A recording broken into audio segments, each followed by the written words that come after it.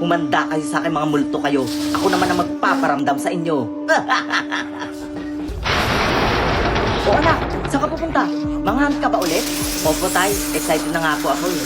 Anong target mo ngayon anak? Mga multo tay. Sige anak, good luck ha.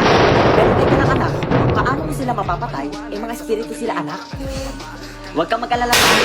May bala kong ibinabad sa asin at asal. Tsak natatabla sila nito sa pangalan ni Kristo. Ganun ba anak? Sige, fighting. Sige po tayo.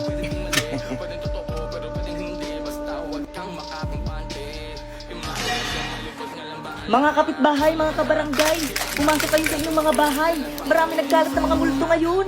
Hoy Marites, ikaw din pumasok ka na sa bahay mo. Target pa naman ng mga multo yung mga chismosang katulad mo. Ha? Marites! Awu!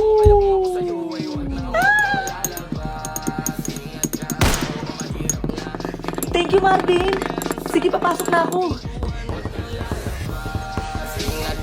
Oo, mahirap na. Baka di ka na makabalik papasok. Kaya kung ako sa'yo ay wag na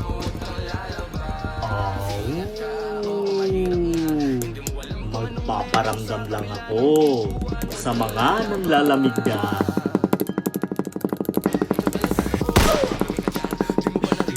Kala mo may mga nanlalamig ka pang nalalaman dyan.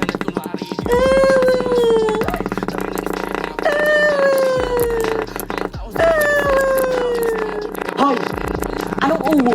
Dapat, awu!